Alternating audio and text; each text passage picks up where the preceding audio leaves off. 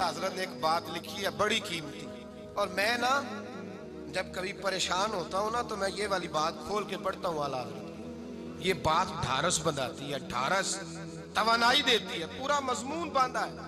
اعلیٰ حضرت کہتے ہیں بہروپیہ تھا مداری، روپ بدل بدل کے دکھایا کرتا تھا، بادشاہوں سے انعام لیتا تھا۔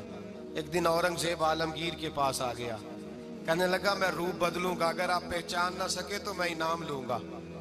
آپ نے فرمایا میں کوئی ایسے ویسا بادشاہ نہیں، کہا مجھے دھوکہ دینا مشکل ہے، کہا نہیں میں روپ بدلوں گا۔ حضرت اورنگزیب عالمگیر بڑے نیک بادشاہ گزرے، بڑے پرہیزگار آدمی، وہ بے روپیہ کہنے لگا میں روپ بدلوں گا، آپ نہیں پہچان سکیں گے۔ فرمایا چل جتنا تیرے اندر زور ہے لگا لے۔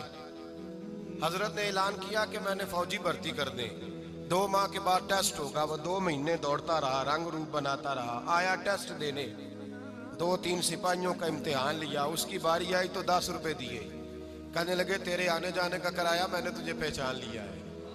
کچھ دنوں کے بعد جانے لگے سفر پر تو بھکاری آ گئے خیرات مانگنے، اس نے بھی سارے منہ پر سیاہی مال لی، کپڑے پھاڑ لیے، سر کے بال منڈا لیے، بھویں تک کٹا لی، بدرنگ ہو کے آیا، کاسا آگے کیا تو حضرت نے 10 روپے ڈالے، کہنے لگے تیرے آنے جانے کا کرایہ میں نے پہچان لیا ہے۔ کچھ دن گزرے تو ٹیچر کی ضرورت تھی، اس نے مونچھیں بڑی کر لی، داڑھی نکلی لگا لی، سر پہ جنا کیپ پہن لی، ایک شیروانی لے لی اور ہاتھ میں چھڑی پکڑ کے آیا، کہنے لگا میں استاد ہوں، 2-4 بندوں کا امتحان لیا، اس کی باری آئی تو 5 روپے دیے، 10 روپے دیے، کہا تیرا کرایہ میں نے پہچان لیا ہے۔ 2 سال گزر گئے، وہ جب بھی آتا حضرت پہچان لیتے۔ ایک دن سفر پہ جا رہے تھے، بہت بڑا لشکر تھا، جہاد کرنے جا رہے تھے اورنگزیب عالمگیر، تو دیکھا ایک پہاڑی ہے، پہاڑی پہ لوگ جا بھی رہے ہیں آ بھی رہے۔ اورنگزیب عالمگیر پوچھنے لگے یہاں کیا ہے؟ کہنے لگے ایک بابا جی بیٹھے ہیں دعا کرتے ہیں، اللہ کے نیک بندے ہیں۔ اورنگزیب کہنے لگے یار پرانے لوگ سارے ہی اللہ والوں کو مانتے، یہ بھی مصیبت آئی ہے جتنی نہیں آئی ہے، سارے لوگ ہی مانتے۔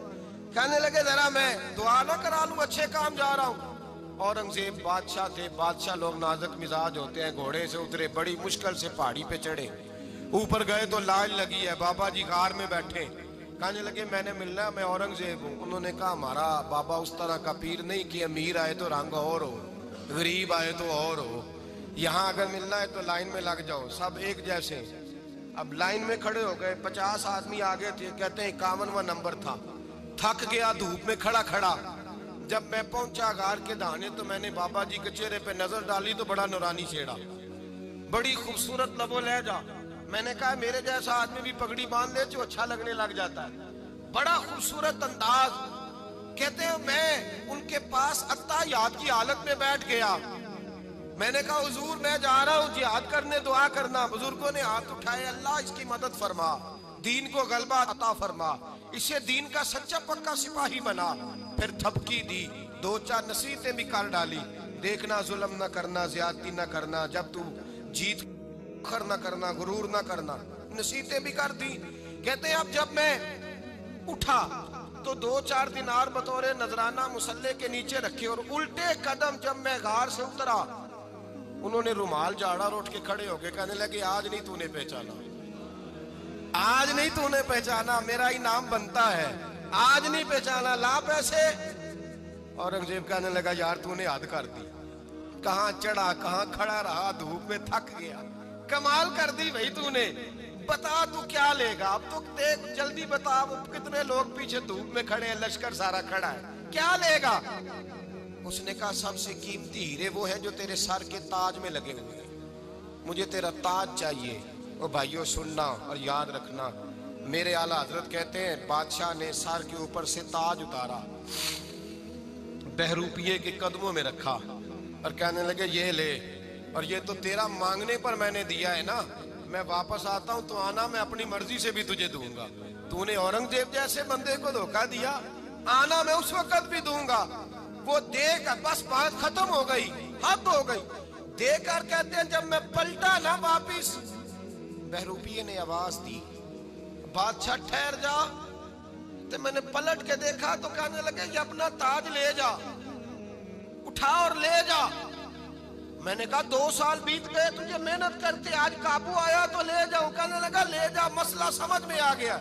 میں نے کہا مجھے بھی تو سمجھانا، कहते हैं वो फूट फूट के रोया, उसकी आंखें बरस पड़ी, सैलाब की तरह आंसू बह निकले, तड़पा और रो के कहने लगा, बादशाह मैंने झूठ मूठ रसूलुल्लाह की गुलामी इख्तियार की थी, झूठ मूठ की दाढ़ी, झूठ मूठ की पगड़ी, झूठ मूठ का फकर, मैंने झूठ मूठ नबी पाक का लिबास पहना है, तो तेरे जैसे बादशाहों के ताज मेरे कदमों में आ गए हैं।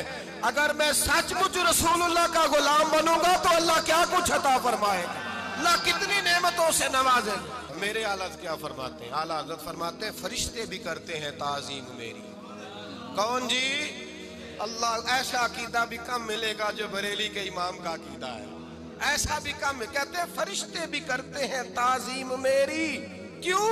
फरमाने लगे फिदा होके उन पर ये इज्जत मिली है, फिदा होके उन पर ये नबी पाक की गुलामी इज्जत है, हुजूर की गुलामी। यार बंदा बिल्कुल बेअमल हो ना, बिल्कुल, तो मेरी तरह दाढ़ी रख के पगड़ी बांध के बस में भी चढ़ जाए तो कई लोग सीटें खाली कर देते हैं, कहते हैं बुजुर्गों यहाँ आ जाए, हजरत जी यहाँ आ जाए। तो फिर इज्जत किस चीज की हुई? सुन्नत मुस्तफा की हुई ना, फिर इज्जत नबी पाक की सुन्नत की हुई ना, वकार की हुई ना। एक साहब, एक बच्चे ने दाढ़ी रख ली तो मुझे आके कहने लगे, हजरत जी लोग बड़े बड़े लक़ब देने लगे हैं। मैंने कहा क्या? कोई कहता है हजरत साहब, कोई कहता है कारी साहब, कोई कहता है हाफिज साहब, कोई कहता है अल्लामा साहब। तो मैंने कहा तेरी मौज नहीं बन गई? 4 सालों में हिफज होता है, तुझे मुफ्त का लक़ब मिल गया है। से निज़ामी 8 साल में होता है, मुफ्त का अल्लामा बन गया है, तुझे वकार नहीं दे दिया अल्लाह ताला ने, इज्जत। मेरे आला हजरत फरमाते हैं इज्जत दरे रसूल पे